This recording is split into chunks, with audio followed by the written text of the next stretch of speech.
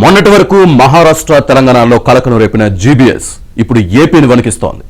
గుంటూరు, విశాఖపట్నం, ఏలూరు జిల్లాల్లో ఈ కేసులు వెలుగు చూడడం ఆందోళన కలిగిస్తోంది. 10 ఏళ్ల కిందట గుంటూరు జీజీహెచ్లో ఏడాది మొత్తం మీద 10 నుంచి 15 జీబీఎస్ కేసులు నమోదయ్యేవి. అవి కూడా తీవ్ర రూపం దాల్చకుండానే తగ్గేవి. అయితే కోవిడ్ తర్వాత వీటి ఉధృతి అనూహ్యంగా పెరిగింది. ముఖ్యంగా 2024 మార్చి నుంచి ఇప్పటి వరకు ఏడాది వ్యవధిలో ఏకంగా 115 జీబీఎస్ కేసులు నమోదవడం పరిస్థితి తీవ్రతకు అద్దం పడుతోంది.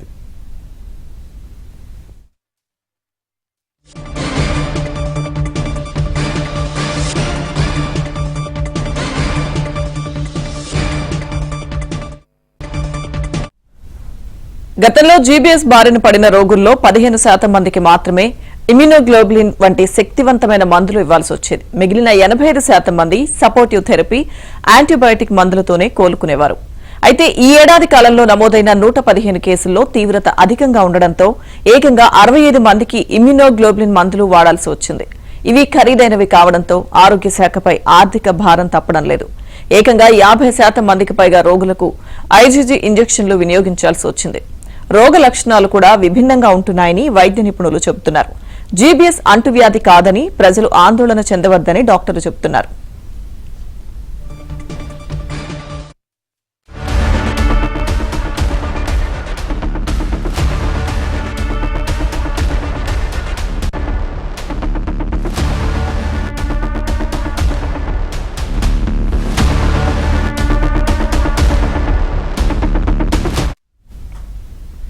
ఏలూరు జిల్లా చింతలపూడి మండలం ఎర్రగుంటపల్లిలో 5 ఏళ్ల బాలికకు జీబీఎస్ సోకింది. బాలికను విజయవాడ ఆసుపత్రికి తరలించి చికిత్స అందిస్తున్నారు. అటు విశాఖపట్నంలోనూ జీబీఎస్ కలకలం రేపుతోంది. విశాఖలో గత 4 రోజుల్లో 5 కేసులు బయటపడ్డాయి. ప్రస్తుతం బాధితులంతా కేజీహెచ్లోని జనరల్ మెడిసిన్ విభాగం పరిధిలోని అక్యూట్ మెడికల్ కేర్ యూనిట్లో చికిత్స పొందుతున్నారు. ప్రస్తుతం వారి పరిస్థితి నిలకడగా ఉన్నట్లు వైద్యులు వెల్లడించారు.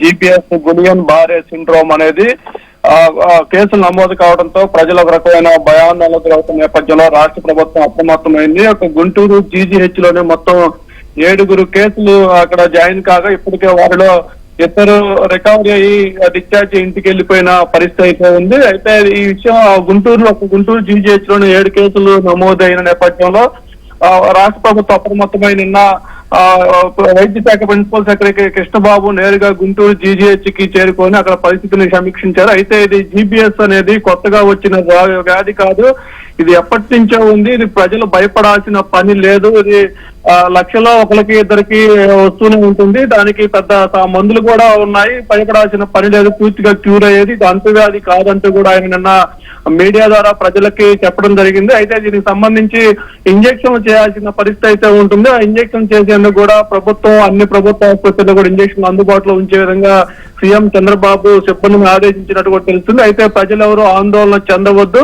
ఈ లక్షణాలు కనిపించిన వెంటనే కనుక ఆసుపత్రికి చేరుకుంటే వారికి ఎలాంటి ఇబ్బంది లేకుండా తాము వైద్యం చేసి వారిని ఇంటికి పంపించే ఏర్పాట్లు చేస్తున్నామంటూ కూడా కృష్ణబాబు చెప్పడం జరిగింది. Srinivas. Right Samsi Rao, thank you.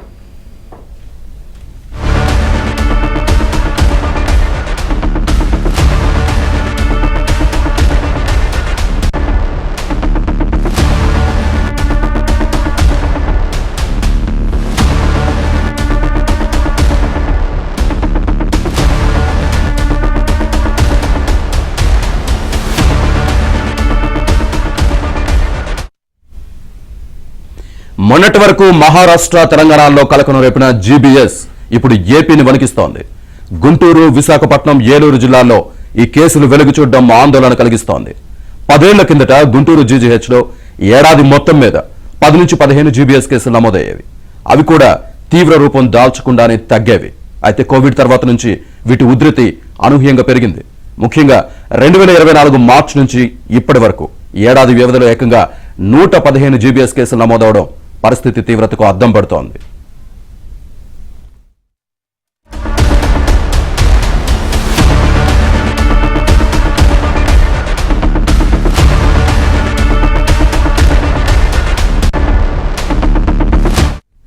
గతంలో జీబీఎస్ బారిన పడిన రోగుల్లో 15% మందికి మాత్రమే ఇమ్యూనోగ్లోబులిన్ వంటి శక్తివంతమైన మందులు ఇవ్వాల్సి వచ్చేది. మిగిలిన 85% మంది సపోర్టివ్ థెరపీ, యాంటీబయాటిక్ మందులతోనే కోలుకునేవారు. అయితే ఈ ఏడాది కాలంలో నమోదైన 115 కేసుల్లో తీవ్రత అధికంగా ఉండడంతో ఏకంగా 65 మందికి ఇమ్యూనోగ్లోబులిన్ మందులు వాడాల్సి వచ్చింది. ఇవి ఖరీదైనవి కావడంతో ఆరోగ్య శాఖపై ఆర్థిక భారం తప్పడం లేదు. ఏకంగా 50% మందికి పైగా రోగులకు ఐజీజీ ఇంజెక్షన్లు వినియోగించాల్సి వచ్చింది. రోగ లక్షణాలు కూడా విభిన్నంగా ఉంటున్నాయని వైద్య నిపుణులు చెబుతున్నారు. జీబీఎస్ అంటువ్యాధి కాదని ప్రజలు ఆందోళన చెందవద్దని డాక్టర్లు అంటున్నారు.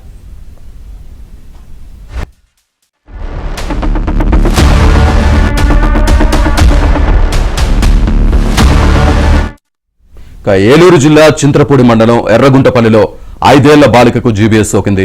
బాలికను విజయవాడ ఆసుపత్రికి తరలించి చికిత్స అందిస్తున్నారు. అటు విశాఖపట్నంలోనూ జీబీఎస్ కలకను రేపుతోంది. విశాఖలో గత 4 రోజుల్లో 5 కేసులు బయటపడ్డాయి. ప్రస్తుతం బాధితులంతా కేజీహెచ్లోని జనరల్ మెడిసిన్ విభాగం పరిధిలోని అక్యూట్ మెడికల్ కేర్ యూనిట్లో చికిత్స పొందుతున్నారు. ప్రస్తుతం వారి పరిస్థితి నిలకడగా ఉన్నట్లు వైద్యులు వెల్లడించారు.